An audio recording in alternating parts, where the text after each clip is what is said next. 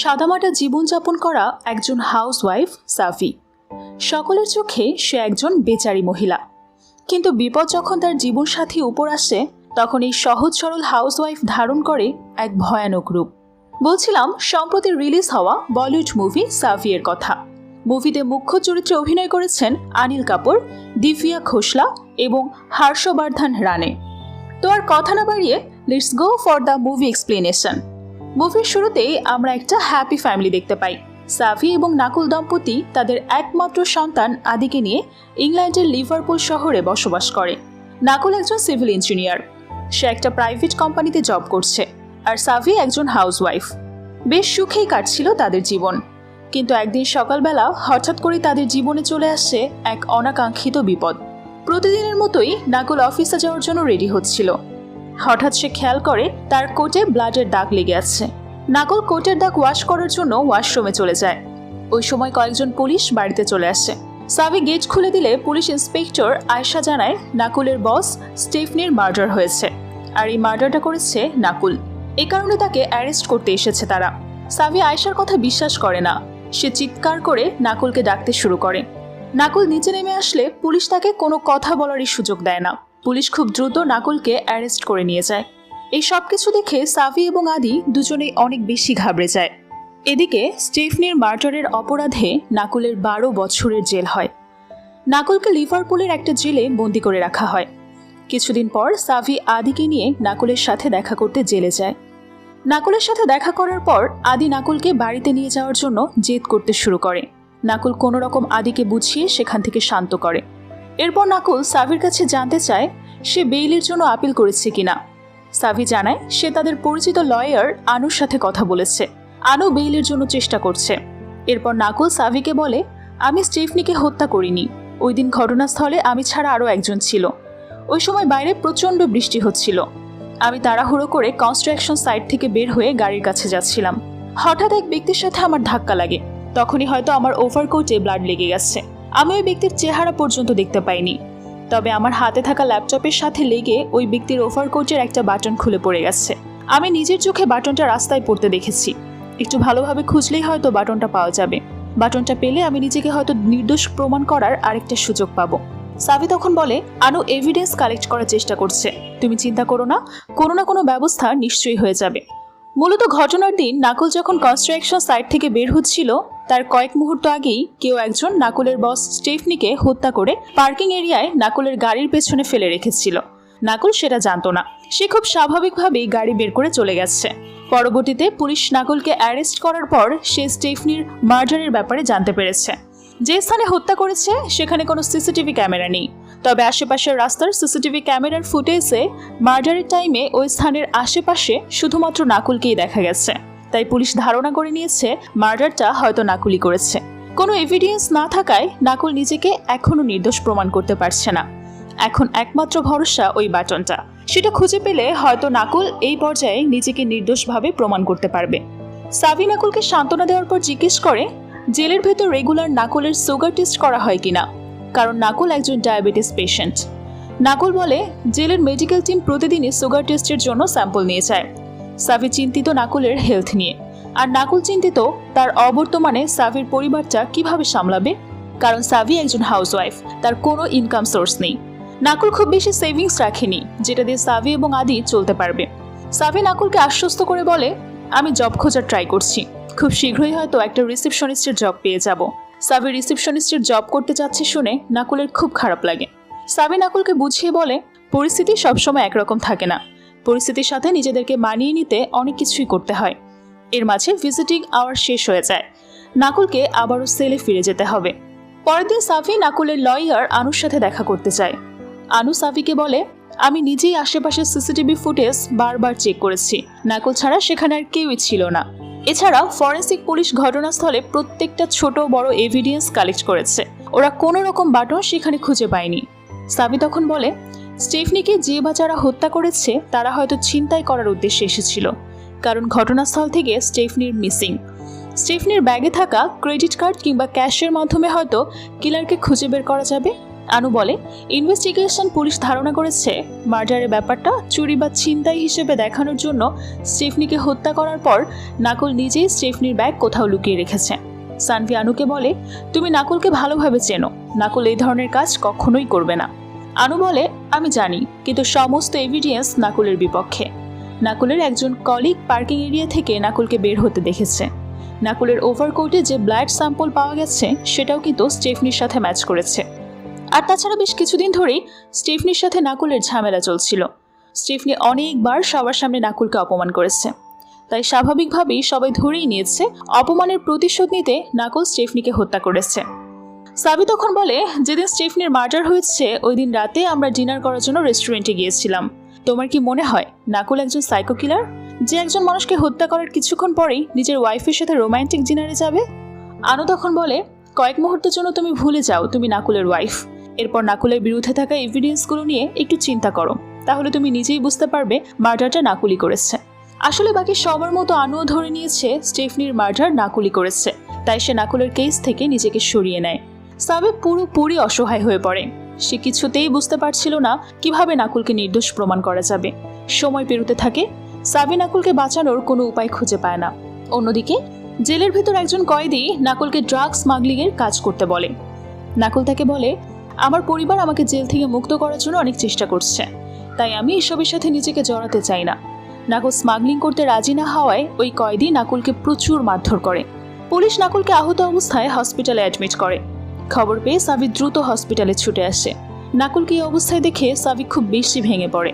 একদিন সাবির প্রতিবেশী সিমলিন সাবির কাছে এসে বলে, তোমার মতো আমার জীবনেও একটা খারাপ সময় এসেছিল।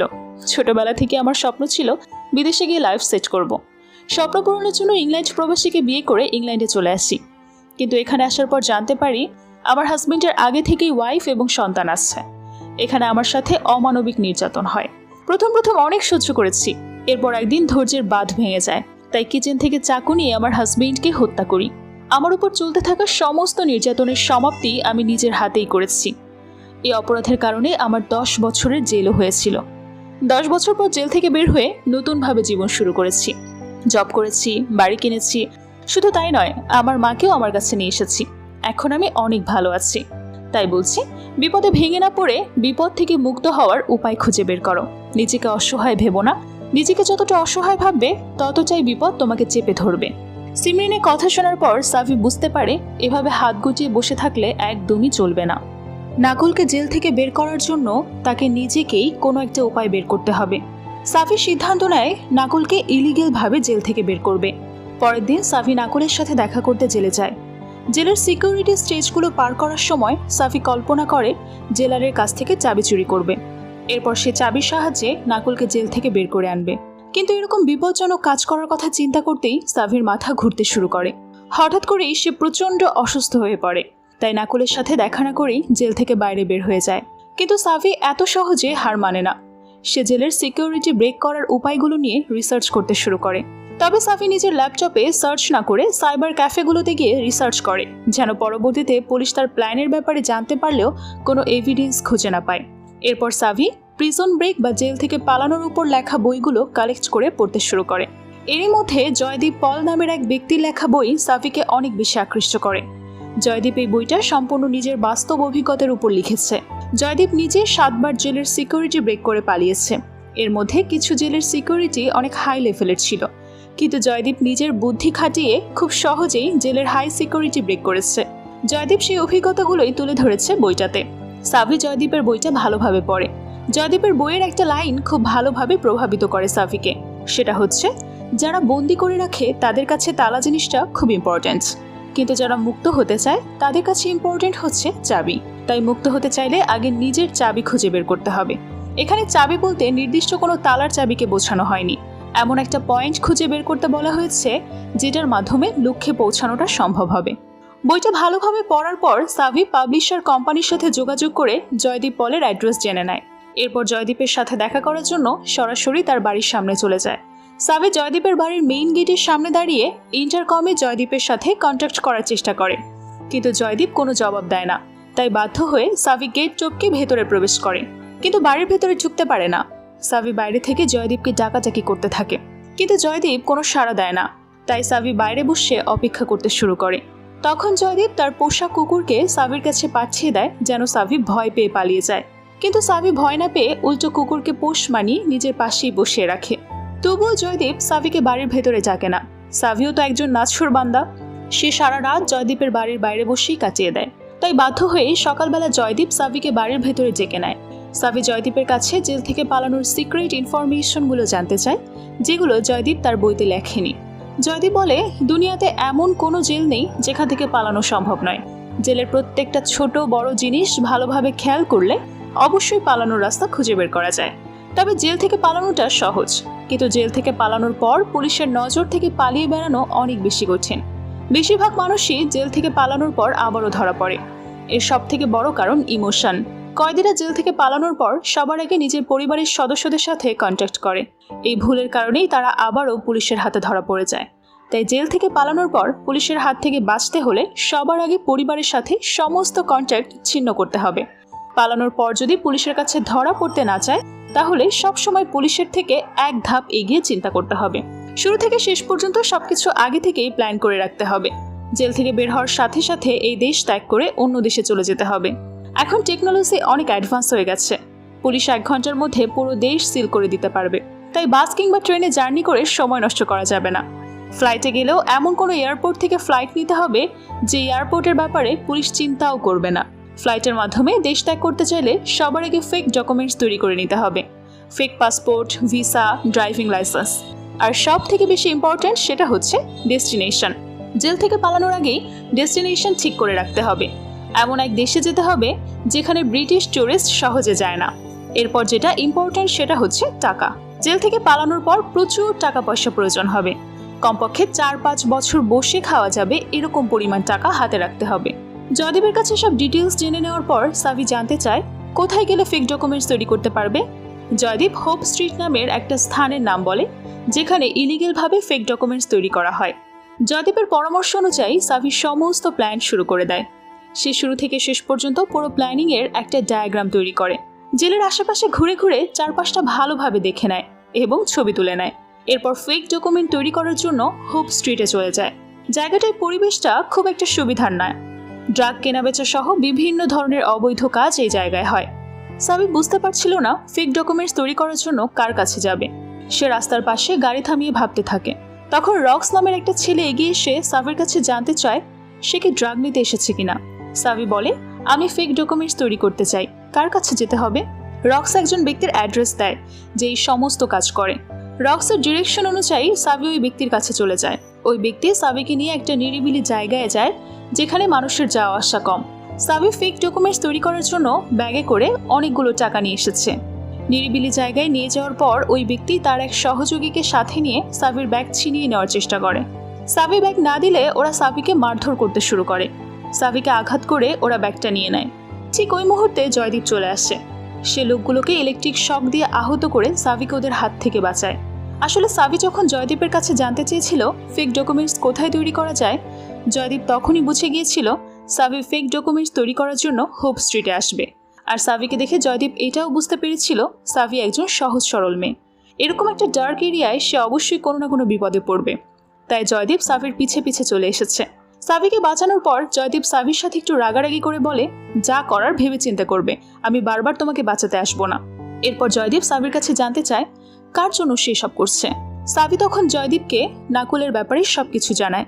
সাভি বলে, জেলের ভেতর নাকুলের জীবনের ঝুঁকি আছে, তাই বাধ্য হয়ে নাকুলকে জেল থেকে বের করার জন্য এসব করতে হচ্ছে আমাকে। এটা ছাড়া আমার কাছে আর কোনো অপশন নেই। জয়দীপ বলে, তোমার কাছে 3টা অপশন আছে।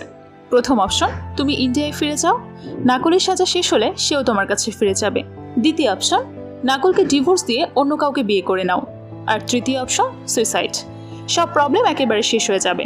তোমার জায়গায় আমি থাকলে দ্বিতীয় অপশন বেছে নিতাম, অন্য কাউকে বিয়ে করে লাইফটা সেট করে নিতাম। সাভি তখন বলে, আপনি হয়তো কখনো কাউকে ভালোবাসেননি, ভালোবাসলে বুঝতে পারতেন কেন আমি এসব করছি। এরপর সাভি জয়দীপকে রিকোয়েস্ট করে বলে, আমাকে ফেক ডকুমেন্টসের ব্যবস্থা করে দিন। জয়দীপ বলে, এইসব চিন্তা বাদ দিয়ে বাসায় চলে যাও, জেল থেকে পালানো এতটা সহজ না। নাকুলকে জেল থেকে বের করতে হলে আগে তোমাকে জেলে যেতে হবে। এরপর নাকুলকে সাথে নিয়ে জেল থেকে পালাতে হবে। জেলে যাওয়ার জন্য তোমাকে আগে ক্রাইম করতে হবে, মার্ডার করতে হবে। পারবে মার্ডার করতে? জয়দীপ বারবার বোঝানোর পরেও সাভি রিকোয়েস্ট করতে থাকে তাকে ফেক ডকুমেন্টস ম্যানেজ করে দেওয়ার জন্য। শেষমেশ জয়দীপ ফেক ডকুমেন্টস ম্যানেজ করে দিতে রাজি হয়। এর জন্য যে পরিমাণ টাকা প্রয়োজন জয়দীপ সেটা সাভির কাছে চায়। সাভি বেশি টাকা দিয়ে বলে, আমাকে একটা পিস্তলও ম্যানেজ করে দিন। জয়দীপ হেসে জিজ্ঞেস করে, পিস্তল দিয়ে কী করবে? সাভি বলে, আপনি তো বারবার আমাকে বাঁচাতে আসবেন না, যা করার আমার নিজেকেই করতে হবে, তাই নিজের জন্য পিস্তল প্রয়োজন। জয়দীপ বলে, ঠিক আছে, সব কিছুর ব্যবস্থা হয়ে যাবে। এরপর সে সাভিকে সেফ জায়গায় নামিয়ে দিয়ে সেখান থেকে চলে যায়। যেহেতু জেল থেকে পালানোর পর সাভি নাকুল এবং আদিকে নিয়ে অন্য কোনো দেশে শিফট করবে, তাই সে বাড়িটা বিক্রি করার সিদ্ধান্ত নেয়। সে বাড়ির বাইরে বাড়ি বিক্রি করার সাইনবোর্ড লাগিয়ে দেয়। সে সাথে বাড়ির ছোট বড় সমস্ত জিনিসপত্র বিক্রি করে দিতে থাকে, কারণ পালিয়ে থাকার জন্য তাদের অনেক টাকার প্রয়োজন। বাড়ি এবং বাড়ির জিনিসপত্র বিক্রি করলে কিছুটা হলেও টাকা হাতে আসবে। অন্যদিকে পুলিশ অফিসার আয়শা সাভির উপর নজর রাখছিল। বাড়ি বিক্রির সাইনবোর্ড দেখে আয়শা কিছুটা অবাক হয়ে যায়। সে ভাবতে থাকে সাভি কেন বাড়ি বিক্রি করে দিচ্ছে।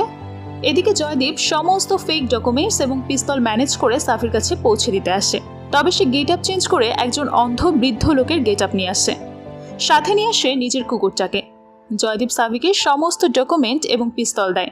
এরপর সাভিকে বলে, আমার কুকুরকে গুলি করে হত্যা করো। সাভি অবাক হয়ে জানতে চায়, কেন? জয়দীপ বলে, আমার কুকুর অসুস্থ, ওকে সমস্ত যন্ত্রণা থেকে মুক্তি দেওয়ার জন্য মারতে চাচ্ছি। সাভি কুকুরের দিকে পিস্তল পয়েন্ট করে কিন্তু গুলি করার সাহস পায় না। তখন জয়দীপ বলে, তুমি একটা কুকুরকেই গুলি করতে পারছো না, মানুষকে কিভাবে গুলি করবে? আমার কুকুর অসুস্থ নয়, আমি কুকুরকে মারতে বলেছি যাতে তুমি বুঝতে পারো তুমি যা প্ল্যান করেছো সেটা করার ক্ষমতা তোমার নেই। এই কথা বলে জয়দীপ চলে যায়। কিন্তু সাভি থেমে থাকে না, সে নিজের প্ল্যানিং চালিয়ে যায়। সাভি রিসার্চ করে জানতে পারে লিভারপুল সিটির আন্ডারগ্রাউন্ডে প্রায় 4 কিলোমিটার এলাকা জুড়ে সিক্রেট টানেল রয়েছে। এর মধ্যে একটা সিক্রেট টানেল লিভারপুল জেলের মধ্য দিয়ে গেছে। সাভি সিদ্ধান্ত নেয় এই সিক্রেট টানেলের মধ্য দিয়েই সে নাকুলকে জেল থেকে বের করবে। সাভি তার প্ল্যানের ব্যাপারে জয়দীপকে জানানোর জন্য একটা পার্কে তার সাথে দেখা করতে যায়। এবার জয়দীপ একজন বৃদ্ধ মহিলার গেট আপ নিয়ে আসে। সাভি জিজ্ঞেস করে, আপনি বারবার এমন আলাদা আলাদা গেট আপ নিয়ে কেন দেখা করতে আসেন? জয়দীপ বলে, যাতে পরবর্তীতে পুলিশ আমাকে সন্দেহ না করে। আমি নতুন করে কোনো কেসের সাথে ইনভলভ হতে চাই না।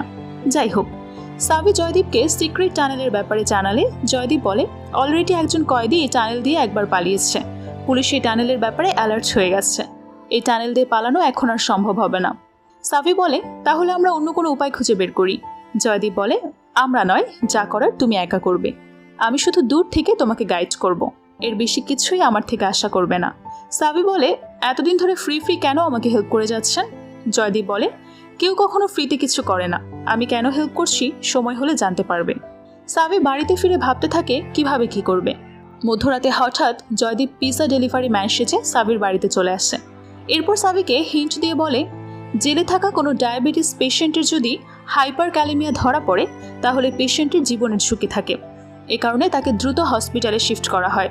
জয়দীপের ছোট্ট একটা হিন্টের মাধ্যমে সাভি নাকুলকে জেল থেকে বের করার চাবি পেয়ে যায়।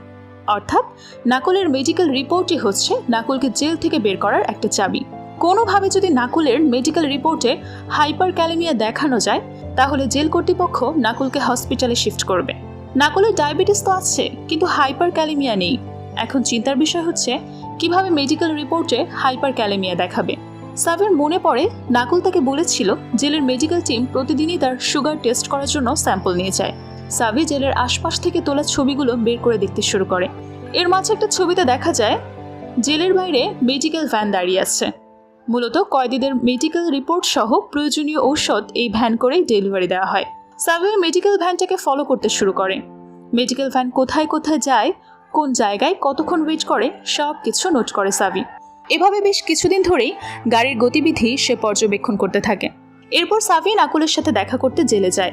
নাকুল জানায় তাকে 3 দিনের মধ্যে অন্য একটা জেলে শিফট করা হবে। সাভি তখন খুব চিন্তিত হয়ে পড়ে, কারণ সে যত প্ল্যান করেছে সবকিছু এই জেলকে ঘিরেই করেছে। নাকুলকে অন্য জেলে শিফট করানো হলে সাভির সমস্ত প্ল্যান ফেল হয়ে যাবে। তাই যা করার সাভিকে 3 দিনের মধ্যেই করতে হবে। সাভি নাকুলকে বুঝতে দেয় না সে তাকে জেল থেকে বের করার প্ল্যান করছে। সাভির হাতে সময় অনেক কম, তাই জেল থেকে বের হয়ে সে আবারও মেডিকেল ভ্যানটাকে ফলো করতে শুরু করে। ভ্যানের ড্রাইভার একটা ল্যাবের সামনে ভ্যান দাঁড় করিয়ে কিছু স্যাম্পল নিয়ে ল্যাবে যায়। যেহেতু ড্রাইভার খুব অল্প সময়ের মধ্যেই স্যাম্পল রেখে আবারও ফিরে আসবে, তাই সে গাড়ি লক করে না।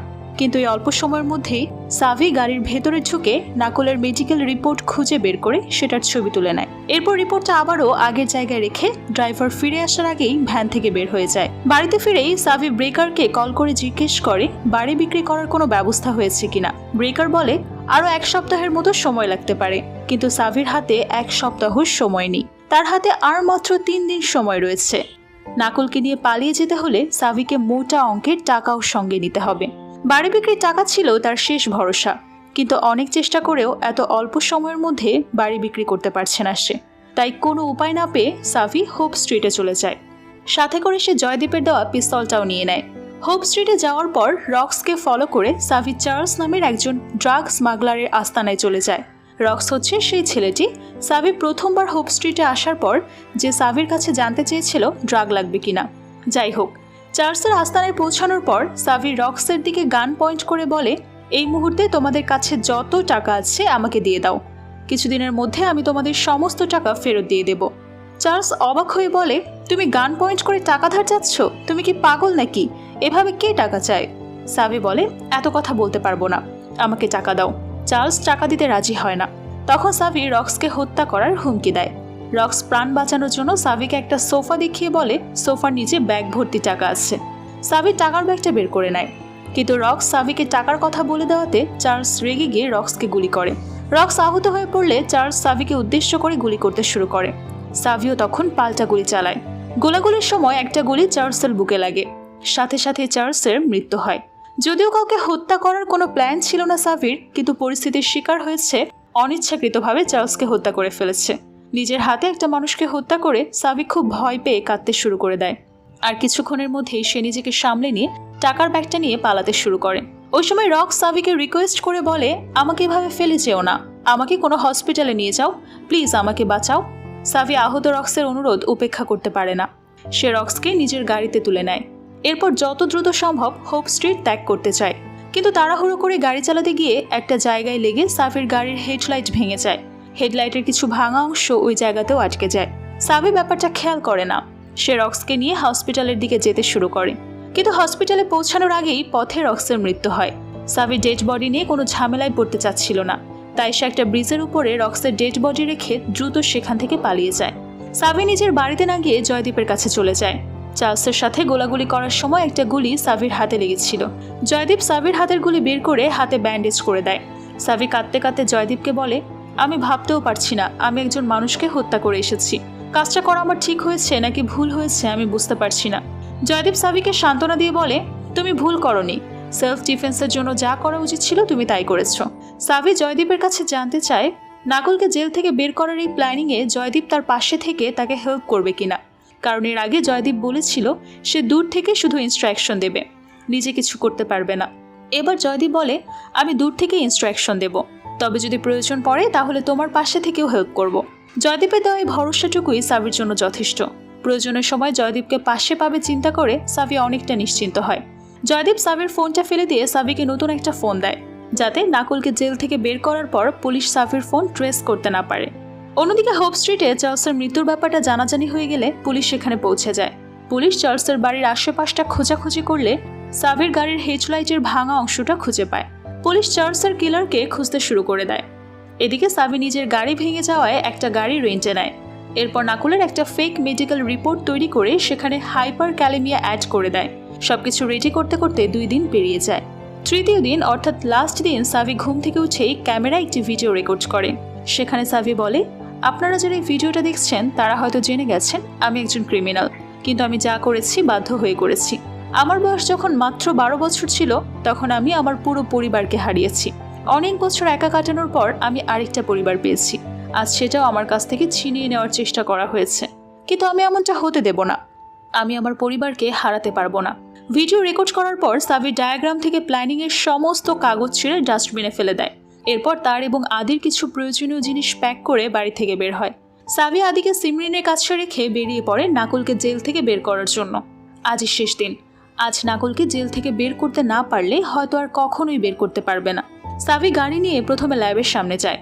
সেখানে সমস্ত কয়েদিদের স্যাম্পল টেস্ট করানো হয়।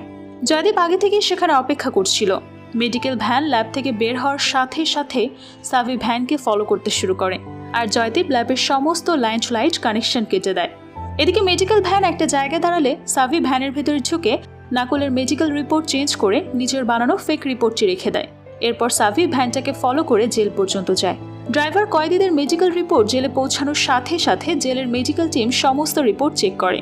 নাকুলের রিপোর্টে হাইপার ক্যালেমিয়া দেখে মেডিকেল টিম দ্রুত ল্যাবে কল করে, কিন্তু ল্যাবের লাইন টু লাইট কানেকশন বন্ধ থাকায় তারা কারোর সাথে যোগাযোগ করতে পারে না।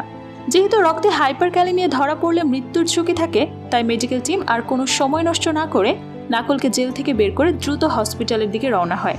অ্যাম্বুলেন্স নাকুলকে নিয়ে জেল থেকে বের হলে সাভিও অ্যাম্বুলেন্সের পিছে পিছে হসপিটালে পৌঁছায়। অন্যদিকে পুলিশ ইনভেস্টিগেশন করে জানতে পারে গাড়ির হেডলাইটের যে ভাঙা অংশটুকু পাওয়া গেছে সেটা সাবির গাড়ির। যেহেতু অফিসার আয়েশা সাবির হাজবেন্ডের কেস ইনভেস্টিগেশন করছিল, তাই চার্লস মার্ডার কেসের ইনভেস্টিগেশন অফিসার স্টিভেন আয়েশাকে কল করে সাবির ব্যাপারে জানতে চায়। আয়েশা সব শুনে বলে সাবি একজন সহজ সরল হাউসওয়াইফ, সাবির মতো মেয়ে কখনোই মার্ডার করবে না। অফিসার স্টিভেন আয়েশাকে সাবির বাড়িতে আসতে বলে। আয়েশা আসলে স্টিভেন আয়েশাকে সাথে নিয়ে সাবির বাড়ির ভেতরে যায়। অফিসাররা সবাই অবাক হয়ে যায়, কারণ পুরো বাড়ি খালি। সাবি অলরেডি বাড়ির সমস্ত জিনিসপত্র বিক্রি করে দিয়েছে। যেসব জিনিস বিক্রি করা বাকি ছিল সেগুলো ভালোভাবে র্যাপিং করে রেখেছে। অফিসারদের আর বুঝতে বাকি থাকে না সাবি পালিয়ে যাওয়ার প্ল্যান করেছে। এরপর ওরা যখন সাবির রুমের ওয়ালে ডায়াগ্রামের কিছু ছোট ছোট কাগজের টুকরো দেখতে পায়, ওরা পুরোপুরি নিশ্চিত হয় সাবি বড় ধরনের কোনো প্ল্যান করেছে। নাকুলকে যে হসপিটালে নিয়ে যাওয়া হয়েছে আয়েশা সেটা জানতো। অফিসাররা পুরোপুরি নিশ্চিত হয় সাবি নাকুলকে নিয়েই পালানোর প্ল্যান করেছে। হঠাৎ নাকুলের হসপিটালে অ্যাডমিট হওয়াটাও সাবির প্ল্যানেরই একটা অংশ। তাই অফিসাররা আর একটা মুহূর্ত অপেক্ষা না করে দ্রুত হসপিটালের উদ্দেশ্যে রওনা হয়। এদিকে হসপিটালে সাবি ডক্টরের গেট আপ নিয়ে নাকুলের কেবিনে চলে যায়। যেহেতু সে ডক্টরের গেট আপ নিয়েছে, তাই পুলিশ তাকে ভেতরে ঢুকতে বাধা দেয় না। কেবিনে ঢুকেই সাবি দরজা লক করে পুলিশের দিকে গান পয়েন্ট করে নাকুলের হ্যান্ডকাফ খুলে দিতে বলে। সাবিকে এসব করতে দেখে নাকুল একেবারেই হতবাক হয়ে যায়। সাবি যে এমন কিছু করতে পারে এটা নাকুলের কল্পনাতেও ছিল না। নাকুল সাবিকে এসব করতে নিষেধ করে বলে, পালানোর চেষ্টা করলে আমরা দুজনেই বিপদে পড়ব, পুলিশ আমাদের দুজনকেই মেরে ফেলবে। সাবি বলে, যত দ্রুত সম্ভব আমাদেরকে এখান থেকে বের হতে হবে, নয়তো সত্যি সত্যি দুজনকেই মরতে হবে। নাকুল এভাবে পালাতে রাজি হয় না। তখন সাবি ফোন বের করে নাকুলকে বলে, যদি পালাতে না চাও তাহলে আমাদের ছেলেকে কল করে বলে দাও আমরা আর কখনোই বাড়ি ফিরবো না, সারা জীবন তাকে একাই কাটাতে হবে। ছেলের কথা চিন্তা করতেই নাকুল ইমোশনাল হয়ে যায় এবং সাবির সাথে পালিয়ে যেতে রাজি হয়। পুলিশের হাতে হ্যান্ডকাফ লাগিয়ে তখন দুজনেই কেবিন থেকে বের হয়ে দ্রুত পালাতে শুরু করে। এর মাঝে আয়েশা এবং স্টিভেন চলে আসে। ওরা নাকুলের কেবিনে গেলে জানতে পারে সাবির অলরেডি নাকুলকে নিয়ে বের হয়ে গেছে। ওরা হসপিটালে খুঁজতে শুরু করে। এক পর্যায়ে আয়েশা ওদেরকে দেখে ফেলে। আয়েশা ওদেরকে ধরতে যাবে তার আগেই ওরা লিফটের ভেতরে ঢুকে পড়ে। আয়েশা লিফটের কাছে পৌঁছানোর আগেই লিফটের দরজা বন্ধ হয়ে যায়। তাই আয়েশা এবং স্টিভেন সিঁড়ি দিয়ে নিচে নামতে শুরু করে। লিফটের ভেতর নাকুল সাবির উপর রাগারাগি করে বলে, কেন তুমি এরকম বিপজ্জনক কাজ করতে গেলে? কি দরকার ছিল এসব করার? সাবি নাকুলকে জড়িয়ে ধরে বলে, আমি তোমাকে ছাড়া বাঁচতে পারবো না, তাই এসব করা ছাড়া আমার কাছে আর কোনো উপায় ছিল না। এদিকে লিফট গ্রাউন্ড ফ্লোরে পৌঁছানোর আগে আয়েশা লিফটের সামনে পৌঁছে যায়। লিফটের দরজা খোলার সাথে সাথেই সাবি আয়েশাকে দেখে তার দিকে গান পয়েন্ট করে। এরপর আয়েশাকে ভয় দেখিয়ে লিফটের ভেতরে ঝুঁকিয়ে দিয়ে সাবি এবং নাকুল পালিয়ে যায়। হসপিটাল থেকে বের হয়ে গেট আপ চেঞ্জ করে সাবি এবং নাকুল ভিড়ের মধ্যে লুকিয়ে পড়ে, যার কারণে আয়েশা এবং স্টিভেন তাদেরকে খুঁজে পায় না। হসপিটাল থেকে কিছুটা দূরেই রেল স্টেশন। আয়েশা বুঝতে পারে ওরা রেল স্টেশনের দিকেই যাচ্ছে, তাই আয়েশাও সেখানে যায়। কিন্তু আয়েশার চোখ ফাঁকি দিয়ে ওরা নাকুলের ড্রেস একজন ভিখারিকে পরিয়ে দিয়ে পালিয়ে যায়। আয়েশা ওই ভিখারিকে নাকুল মনে করে তাকেই ফলো করতে থাকে। এই ভিখারিকে নাকুলের ড্রেস পরিয়ে দেওয়াটাও সাবির পূর্ব পরিকল্পনা ছিল। আগের দিন রাতেই সাবি ভিখারিকে কিছু টাকা দিয়ে বলে রেখেছিল তাকে কি করতে হবে। যাই হোক, ভিখারির সাহায্যে ওরা আয়েশাকে পিছু ছাড়াতে সক্ষম হয়, কিন্তু পুলিশ সব জায়গায় ওদেরকে খুঁজছে। কোনো রকম পুলিশের চোখ ফাঁকি দিয়ে ওরা সিমরিনের বাড়িতে যায় আদিকে নেওয়ার জন্য, কিন্তু আদি এবং সিমরিন কাউকেই সেখানে পায় না। সিমরিনের মা জানায় সিমরিন আদিকে নিয়ে স্কুলে চলে গেছে, এখনো স্কুল থেকে ফেরেনি। সাবির মাথায় যেন আকাশ ভেঙে পড়ে। একে তো তার হাতে খুব বেশি সময় নেই, তার উপর পুরো শহর জুড়ে পুলিশ তাকে খুঁজে বেড়াচ্ছে। সাবি নাকুলকে নিয়ে আদির স্কুলের দিকে যেতে শুরু করে, কিন্তু রাস্তায় পুলিশ এক এক করে সব গাড়ি থামিয়ে চেক করছিল, তাই ওরা আর আদির স্কুলে যেতে পারে না। সাবি জয়দীপকে টেক্সট মেসেজ পাঠিয়ে দ্রুত গাড়ি ইউটার্ন করে। সাবি বুকে পাথর রেখে সিদ্ধান্ত নেয় আদিকে ছাড়াই ইংল্যান্ড ছেড়ে চলে যাবে।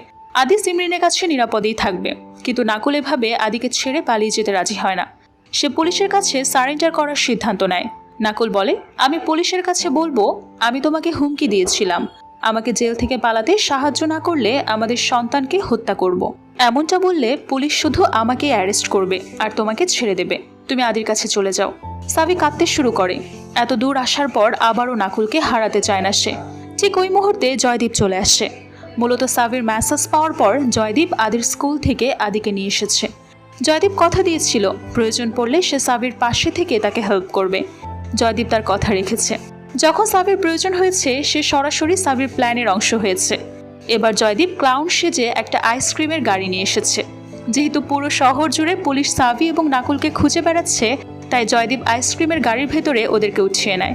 জয়দীপ ভালোভাবেই জানে রাস্তায় পুলিশ গাড়ি থামিয়ে গাড়ির ভেতরে চেক করবে, তাই কিছু সময়ের জন্য জয়দীপ ওদের 3 জনকেই ফ্রিজের ভেতর লুকিয়ে রেখে উপরে কিছু আইসক্রিম রেখে দেয়, যার কারণে পুলিশ গাড়ির ভেতরে ঢুকে ফ্রিজ খুলে চেক করার পরেও ওদেরকে দেখতে পায় না।